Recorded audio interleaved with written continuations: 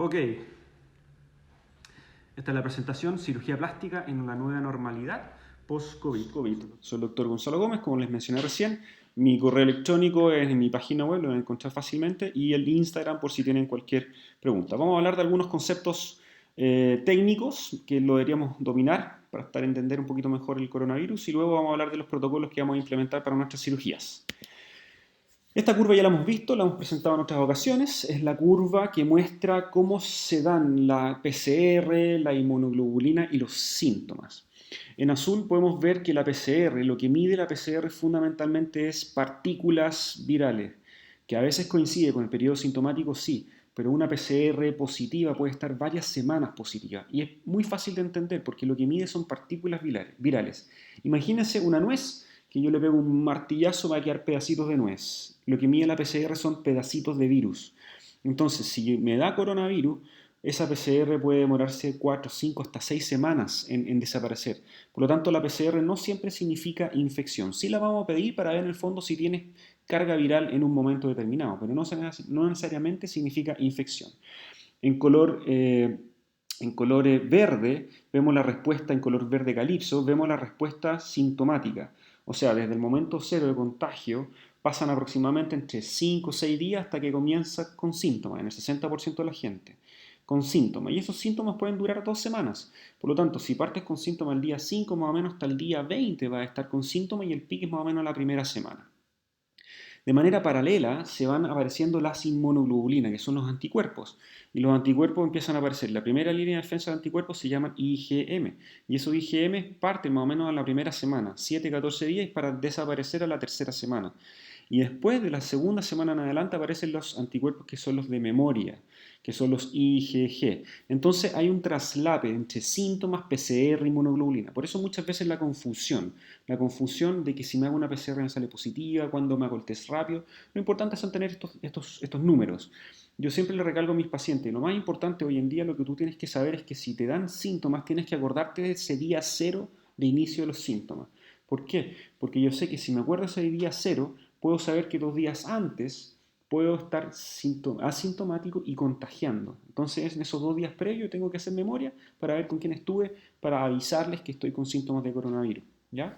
Y desde mi día cero sintomático yo voy a contar hacia adelante 7 días, que son los principales 7 días en los cuales puedo infectar, y otros 7 días más, por si acaso, que mi carga viral ya va a bajar y no voy a infectar, pero son esos 14 días que son de aislamiento mi cuarentena. Ahí viene el número, 14 días. ¿Ok? Entonces, teniendo en cuenta eso, estos números, este gráfico es sumamente interesante para poder entender el tema del coronavirus, sobre todo la parte de infección. ¿Por qué? Porque yo para infectar a alguien tengo que tener un nivel mínimo de carga viral para contagiar a alguien. Por lo tanto, si mi carga viral es bajita, la posibilidad de contagio es mínima. Y esa carga viral tiene un número, es 10 elevado a 5. Quédense con el 5. Entonces, si yo tengo una carga viral de 10 elevado a 5, 6, 7, 8, o sea, gran carga viral, la posibilidad de contagio es alta. ¿Y qué es lo que se ha visto? Que desde el día cero sintomático, o sea, desde que inicias con los síntomas hasta que tu carga viral llega a un mínimo de 5, son 7 días. Por lo tanto, su primera semana es la de mayor riesgo de contagio. De ahí en adelante, el día 8 tu carga viral va a bajar a 10 elevado a 4. Por lo tanto, ya es una carga viral tan bajita que es muy poco probable que puedas contagiar a alguien. Y esa carga viral va a ir bajando lentamente hasta el día 14 que prácticamente se hace indetectable a nivel de cultivos.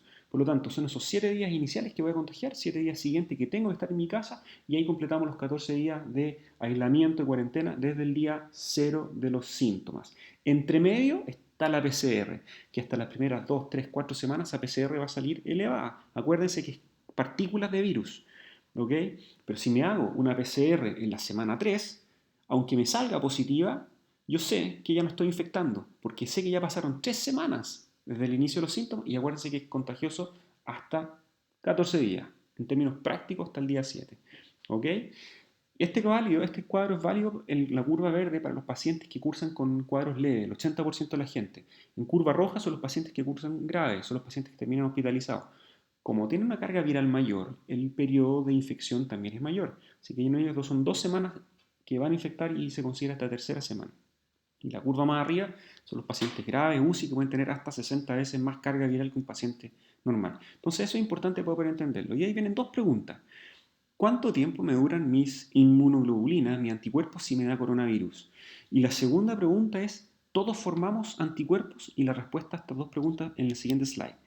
¿Todos formamos anticuerpos? La respuesta probable es que sí, todos vamos a formar anticuerpos si nos da coronavirus. ¿Y por qué? Porque el coronavirus que tenemos ahora, del 2019, es muy parecido al que afectó a Asia y China en el año 2002-2003. Son prácticamente primos hermanos, son de la misma familia coronavirus y son genéticamente muy parecidos. ¿Y qué es lo que se ha visto? Que los pacientes le hicieron seguimiento a esos pacientes en el 2002-2003. Se vio que las respuestas de anticuerpos que se formaban en el 2002-2003 son muy parecidas a los anticuerpos que se forman en el 2019-2020. Por lo tanto, si vemos que son primos hermanos, lo más probable, la lógica y la ciencia ha de pensar de que los anticuerpos de esa época son muy parecidos y prácticamente iguales a los anticuerpos de ahora. Entonces, si nos remontamos a la historia de hace 15 años atrás, vamos a ver que el 100% de los pacientes forman anticuerpos al tercer mes. ¿Ok? Entonces, si lógicamente, si yo hago un trabajo científico y veo que tomo anticuerpos los 30 o 40 días, va a haber un 90% de pacientes que formaron y un 10% que no. Pero si lo tomo a los tercer mes, la historia me dice que el 100% de los pacientes forman anticuerpos y se ven expuestos a coronavirus. Y la segunda pregunta, todos, ya sabemos que todos forman anticuerpos. ¿Cuánto tiempo me va a durar ese anticuerpo? Que es una pregunta así que no la vamos a saber hasta que pase el tiempo. Pero remontándonos a la historia podemos ver que en seguimiento de pacientes de coronavirus 2003, el 94% de los pacientes tenían anticuerpos hasta el segundo año. Por lo tanto, nuevamente, si sigo un poquito de lógica y un poquito de ciencia y no debería ser por qué de ser diferente, es que los anticuerpos, los pacientes que le ha dado coronavirus, deberían durarle al menos un año y medio, 2 años. Otra cosa importante es para tener en cuenta cuando nos vayamos a operar es que tenemos que saber que este medio de transporte que el virus tiene son las gotitas de agua que se emiten al hablar, conversar, al toser, al reír. Se mueve a través de gotitas de agua. El virus no vuela, no tiene alas. Por lo tanto, el medio de transporte es la gotita. Tenemos que evitar esta gotita. Pero ahí también uno dice, bueno, pero estas gotitas quedan en el aire, ¿qué pasa? Quedan flotando. Y la verdad que uno tiene que nuevamente pensar lógicamente y con estudios científicos que sí lo demuestran, es que estas condiciones ideales de laboratorio, donde uno dice el virus queda 3 horas en un ambiente, es verdad, en condiciones de laboratorio. Pero eso no es así si el virus, si estas gotitas tú las sometes a una turbulencia de aire, una humedad mayor, un recambio de aire. Entonces, si tú mueves el aire y hay aire de por medio, esa pelotita, esa burbuja de agua que tiene el virus en el medio, en vez de estar 3 horas suspendido en el ambiente, puede caer rápidamente en 30 segundos. Por lo tanto, si yo entiendo que el medio de transporte es a través de las gotitas, todo lo que haga yo para que esa gotita caiga antes, me va a prevenir de la infección teórica. Entonces, si yo abro las ventanas y hago corriente y mantengo un ambiente ventilado o estoy al aire libre, el riesgo de infección por gotitas es mínimo. Y también sabemos que si tú toses o estornudas, el aerosol es mayor, pero si yo hablo, las gotitas son pocas. Entonces, en el periodo postoperatorio, trata de no conversar cuando estés en la clínica para que mis pacientes no se vayan a contagiar. Lógicamente también la segunda vía media teórica, todo esto es medio teórico, pero teóricamente en las superficies puede quedar más tiempo el coronavirus. Pero eso también son condiciones de laboratorio que no es el día a día normal de una persona. Por eso simplemente basta con lavarse bien las manos o usar alcohol gel y desinfectar la superficie con agua con cloro. Y con eso es suficiente. Otras cosas que ya sabemos es que el virus entra a las células con dos receptores. El principal es el AC2, ¿okay? Que es un receptor involucrado en la parte cardiovascular. Y el segundo que necesita para que este virus entre en la C2 necesita un segundo receptor, que es el TMP-RSS22. Interesante que se ha visto en estudios observacionales que los pacientes que toman cúrcuma disminuyen la expresión de estos receptores. ¿Cuál? El AC2. Y los pacientes que tienen suplementos con zinc disminuyen la expresión del receptor TMPRS22. Entonces, ¿qué es lo que vamos a hacer? Si bien no hay medicina basada en evidencia, a los pacientes les vamos a suplementar con cúrcuma y con zinc en mis cirugías. En la preselección de los pacientes vamos a ser un poquito estrictos. ¿Por qué? Porque se ha visto en estudios que los pacientes que tienen mayor mortalidad son los pacientes que tienen riesgo cardiovascular. Por lo tanto, pacientes que han fallecido de coronavirus, ¿qué se ha visto? Que El 42% eran hipertensos, que el 38% tenía diabetes y, ojo, el 35% tenía obesidad. Por lo tanto, nuestra selección de los pacientes va a apuntar un poquito hacia allá, a evitar esos pacientes que tienen factores de riesgo cardiovascular. Y respecto a la obesidad, más que la obesidad propiamente tal, es el porcentaje de grasa que tienen los pacientes. Entonces les vamos a pedir, en la parte preoperatoria, les vamos a hacer un chequeo con bioimpedanciometría para ver el porcentaje de grasa y vamos a seleccionar algunos pacientes en respecto a eso. Respecto de la edad, en todas partes del mundo las estadísticas se repiten. Respecto de la edad es que pacientes jóvenes, si les da coronavirus, la posibilidad de muerte es bajísima. Es bajísima. Tanto así que en niños prácticamente no se ha descrito mortalidad bajo los 10 años. Entonces nuestra selección de los pacientes va a ir un poco apuntando a eso. Vamos a seleccionar a nuestros pacientes en base a la edad y vamos a poner una línea de corte a los 50 años. Y eso porque la estadística en todos los países se repite. Respecto a la letalidad, es importante señalar que Chile en este momento, en julio del 2020, tiene una letalidad del 2.2%. Significa que del total de pacientes que le ha dado coronavirus, los que fallecen es el 2%. Es muy baja. En el mundo aproximadamente hoy en día está rondando el 4,5%.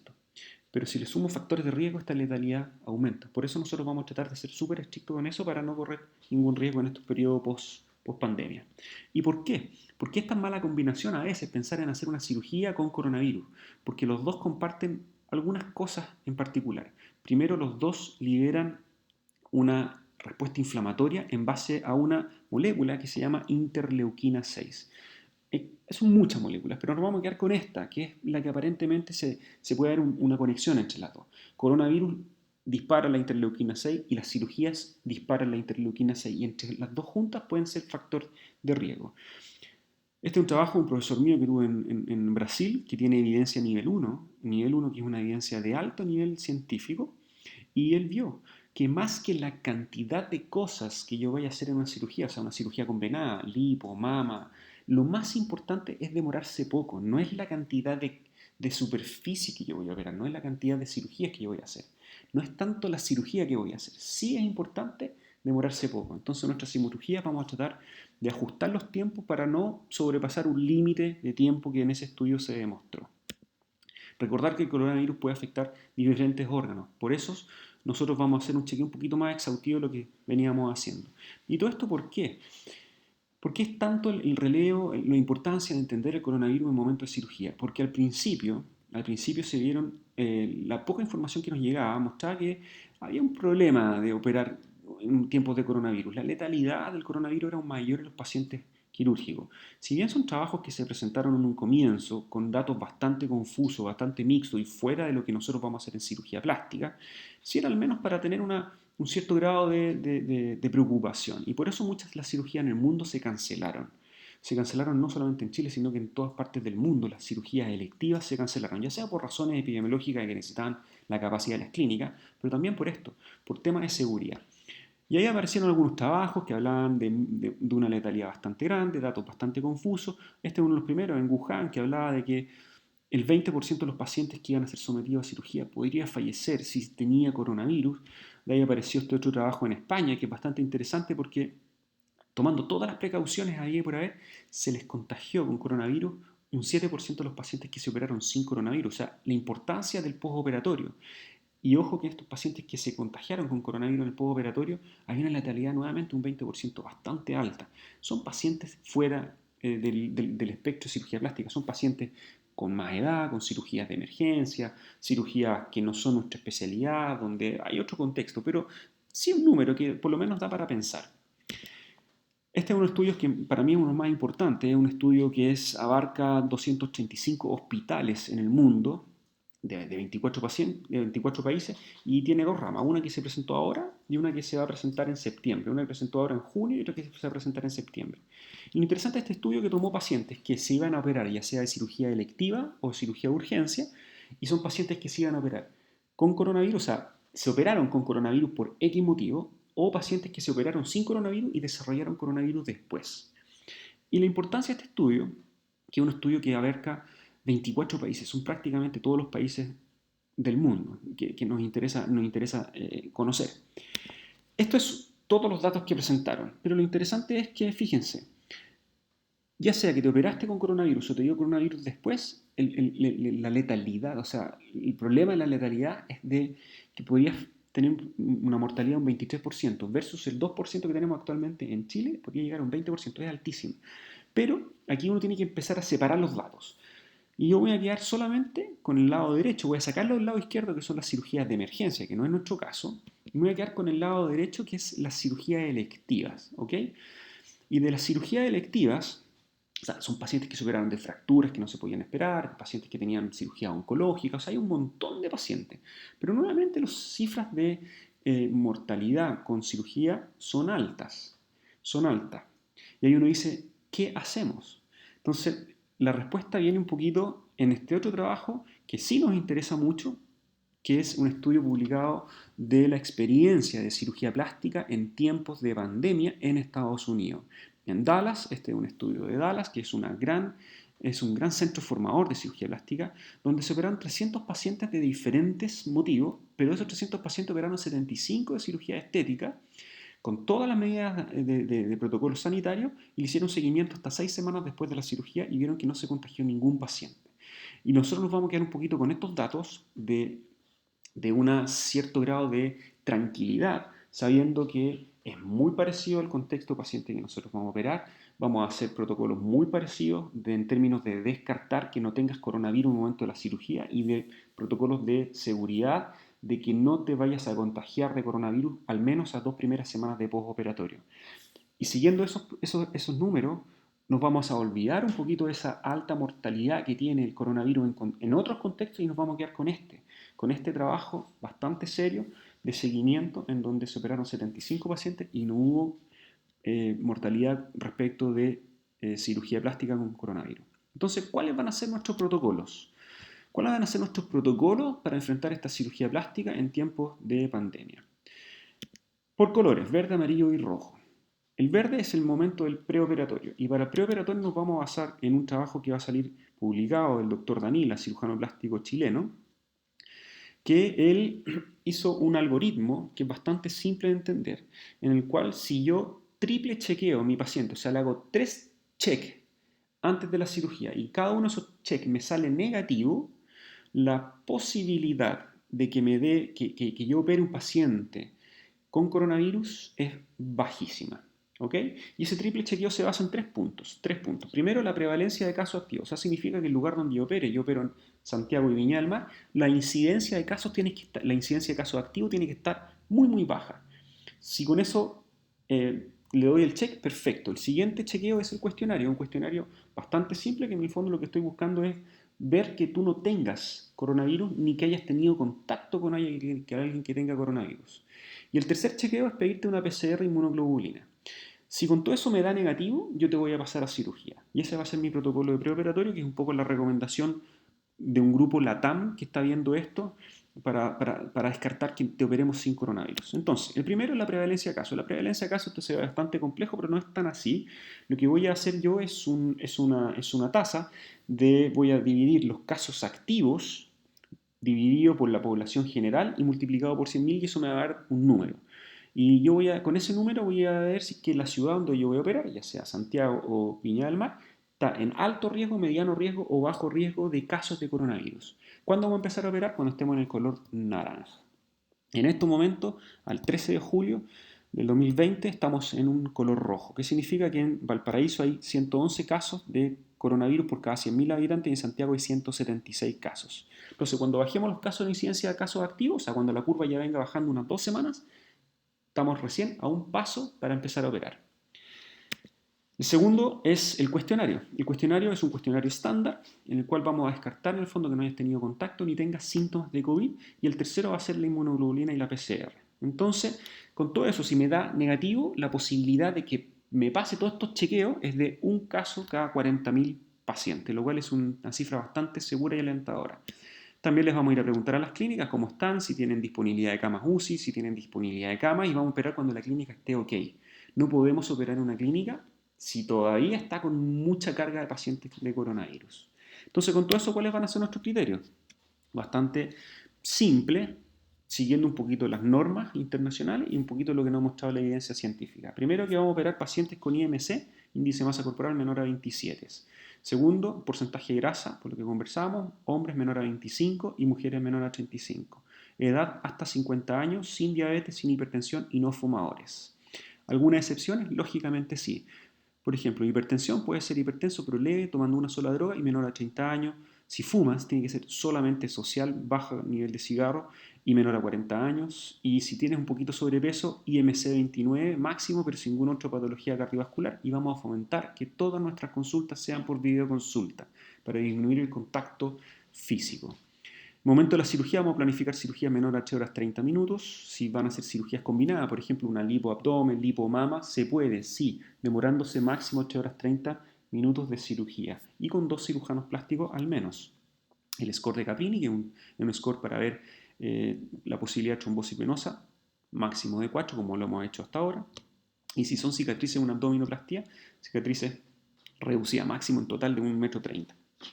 Va a tener que completar el cuestionario y te vamos a pedir un chequeo diferente. Va a ser lo mismo que venimos haciendo, pero le vamos a agregar un escáner de tórax, un perfil de vitamina D y un perfil de chequeo de tiroides, que también es un poquito lo que veníamos haciendo. Nuestras lipoaspiración van a ser un poquito más ajustadas a un 5% del peso corporal, antes lo hacíamos hasta el 7%, y no van a ser probablemente lipoaspiración más de 4 litros. ¿Qué pasa si ya has tenido coronavirus? ¿Te podemos operar? Sí, te vamos a poder operar, pero siempre y cuando hayan pasado al menos 6 meses de tu coronavirus, haya sido un coronavirus leve y te vamos a hacer un chequeo completo incluido ecocardiograma. 15 días antes de la cirugía, vamos a empezar a suplementar nuestros pacientes en el periodo antes y después de la cirugía. El suplemento va a ser con zinc, porque ya vimos que mejora, disminuye los receptores TMPRSS2, los disminuye, por lo tanto disminuye la posibilidad que te infectes con coronavirus, teóricamente, y suplemento de zinc entre 10 a 20 miligramos al día, que pueden ser entre 10 y 20 almendras por día. Vas a tomar probióticos, vas a tomar vitamina D, porque eso mejora la respuesta inmune y baja la expresión del AC2. Vas a tomar melatonina. Mira qué interesante la melatonina, porque en España están haciendo un estudio fase 3 para ver si la melatonina previene el riesgo de contagio o si te da coronavirus te dé más suave, entre comillas, por varios mecanismos, pero la melatonina en estos momentos la están haciendo en fase 3, que está a puertas de ya salir como un medicamento que puede ser interesante para el coronavirus, 2 miligramos. Si no has tomado melatonina nunca, ojo, porque da mucho sueño. Polivitamínico sí, recomiendo, no tengo ningún conflicto de interés, pero recomiendo el Bion 3 Alergo, que viene con probiótico ya con todos los minerales y vitaminas que son importantes, antioxidantes, por el efecto de los radicales libres, vas a tomar Maqui 3 gramos al día. Y eso van a ser un poquito los suplementos que también se van a mantener en el postoperatorio. Como preparación de la cirugía plástica, te voy a pedir que veas estos videos, que son informativos, para que puedas llegar más informada. Vas a firmar un consentimiento adicional de todos los que firmas, vas a firmar uno más respecto a coronavirus. Y te vamos a fomentar que hagas una dieta antiinflamatoria. En Google está lleno de dieta, yo te dejo ahí una pauta que es bastante sencilla, y 15 días antes de la cirugía te voy a pedir que ya no hagas una restricción social, o sea, que no vayas matrimonio, bautizo, ni juntas con familiares, o sea, restricción social. Acuérdate que ya vamos a estar sin cuarentena, vamos a estar con un mayor movilidad social, pero la restricción social va a quedar. La semana previa vamos a hacer el triple chequeo, vamos a ver que nuestra región esté en nivel medio o bajo de casos de coronavirus. Te vamos a hacer el cuestionario y te va a tomar PCR y inmunoglobulina entre 7 y 10 días antes. Con resultado negativo ya le damos el OK. Y el OK significa que va a ser, ahora sí, restricción y va a estar en tu casa en cuarentena, sin contacto social con nadie. Nadie entra y nadie sale de tu casa. Para evitar a todo costa que alguien pueda contagiarte de coronavirus y no nos demos cuenta en ese periodo de esos 4 o 5 días que no sabemos si vas a tener o no vas a tener. Si está todo ok y es posible tomarte una nueva PCR 48 horas antes, lo vamos a hacer. Si no es posible, no es excluyente. Y ahí vamos a ingresar a la clínica ya en protocolo fase amarilla. Fundamentalmente es no touch, o sea, sin contacto con nada que no sea estrictamente necesario. Porque necesitamos crear un ambiente que sea COVID-free, sin COVID. Dentro de las cosas que se nos han ido ocurriendo, a lo mejor vamos a modificar alguna de estas, pero lo que se nos ha ido ocurriendo fundamentalmente es medidas muy estrictas de higiene, distancia física mínima de 1 metro y conversar lo mínimo necesario, tanto tú como hacia ti. Y vamos a usar un escudo protector facial para tu pieza. Te vamos a entregar, si no la clínica no lo dispone, te lo vamos a hacer nosotros, te vamos a entregar un kit de higiene por pieza, que son toallitas cloros o wipes, más un spray de cloro para que nosotros podamos ir desinfectando todo lo que tenga contacto con personas. Vamos a usar mascarillas quirúrgicas, como lo hemos estado haciendo, pero te vamos a pasar además una mascarilla, si no dispones, una mascarilla N95 3M, que es la que se debería usar en ambiente hospitalario. La estadía va a ser lo mínimo necesario. Si lo podemos hacer estadía ambulatoria, fantástico, y si no va a estar máximo una noche y se prohíbe todo lo extra. ¿Qué es lo que es todo lo extra? Todo lo que sean amenities, pantufla, kit de jabón y todas esas cosas que te entregan las clínicas, eso queda descartado. Todo lo que sea control remoto en la pieza para el televisor también fuera, así que no vas a ver televisión. Y ojalá vayas sin teléfono, sin iPhone y sin libro. Y si lo vas a usar, lo vas a tener por una cuestión de necesidad que alguien te vaya a buscar, lo dejas guardado. Nada que esté cosas encima. Lo más clean, limpio posible. Sabemos que el coronavirus, si está presente en el ambiente, cae en el caso de una corriente de ventilación. Si infecciones intrahospitalarias de las clínicas nos permite, vamos a usar un ventilador de mesa portátil para que lo pongas atrás tuyo, cosa que el aire fluya y no esté en contacto con tu cercanía de un metro. Postoperatorio, lo que vimos en los trabajos de mortalidad, que probablemente no es nuestro, y de seguridad no es nuestro enfoque, pero sí vamos a mantener todas las precauciones en el postoperatorio. ¿Cuándo? La primera semana. Así que en rojo, máxima precaución en el postoperatorio de no tener contacto con lo menos cantidad de gente posible. Si alguien te va a cuidar, tiene que seguir todo nuestro protocolo. ¿Y qué es lo que vamos a hacer? La primera semana vamos nosotros a ir a tu casa a atenderte. Estas medidas van a mantenerse en el periodo de pandemia y probablemente en 6 meses más las vamos a reevaluar. Pero todos estos próximos 6 meses, nosotros esa primera semana vamos a ir a tu casa. Si en tu casa no se dan las condiciones, puede ser que sea una pieza de hotel, un lugar de residencia, en la casa de alguien que te dé las condiciones de ¿qué? De aislamiento social. Entonces, nosotros vamos a ir a tu casa, te vamos a hacer las curaciones, los cambios de curativos, si tienes drenaje, todo eso, lo vamos a hacer en tu casa. Siguiendo, lógicamente, una visita súper coordinada y muy personalizada, paciente a paciente, vamos a hacer un postoperatorio único. Nosotros vamos a llevar una vestimenta especial, te vamos a pasar los kits de cuidado, etcétera, etcétera. Y la parte de drenaje linfático, si necesitan, en el caso, por ejemplo, de una lipoaspiración, misma cosa. Esa primera semana nuestras quines van a ir a tu casa. Y en el postoperatorio vamos a seguir con todos los suplementos. Y ahora vamos a agregar la cúrcuma. La cúrcuma no es para el preoperatorio, es solamente para el postoperatorio. Y vamos a agregar la cúrcuma, vamos a seguir con nuestra dieta antiinflamatoria, vamos a seguir con la melatonina, con el maqui, con los polivitamínicos, vitamina D, etcétera, etcétera. Ojalá, si no haces mindfulness o meditación, lo vamos a recomendar, porque eso mejora el sistema límbico y a través del sistema límbico mejora el sistema inmune. Y lo mismo que el deporte, aunque estés postoperado, te vamos a pedir que hagas algo de actividad física, ya sea una caminadora, una bicicleta, cualquier cosa, porque eso también mejora el sistema inmune. Después de la segunda semana, o sea, ya entre la segunda semana y en adelante, vamos a seguir con las consultas, pero ahora ya las consultas son en nuestras clínicas. Vas a ir a nuestra rutina como si fuera un postoperatorio habitual, entre comillas, pero con todas las medidas de ambiente de coronavirus que se exige la autoridad sanitaria. Como recomendación, en tu casa, que es lo que nosotros te vamos a pedir, en tu casa, hotel o residencia, donde tú quieras, vamos a pedir un ambiente COVID-free. ¿Qué significa eso? Que va a tener que ser exhaustivo en el aseo de todo lo que sea superficie, a un aseo que se llama hipoclorito de sodio, que es agua con cloro, la recomendación del Ministerio de Salud están ahí, mínimo 2 veces, 3 veces al día la que sea necesaria. Te vamos a pedir que ventiles el ambiente, una ventilación de 10 minutos, 2 veces al día y cada vez que entra alguien a tu habitación. El uso de mascarilla puede ser mascarilla quirúrgica o la mascarilla que te vamos a pasar, que es la N95, retirar todo el elemento decorativo que no sea necesario.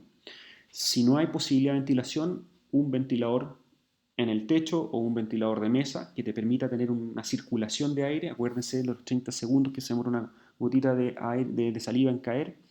Y un lavado de manos, lógicamente, sumamente exhaustivo.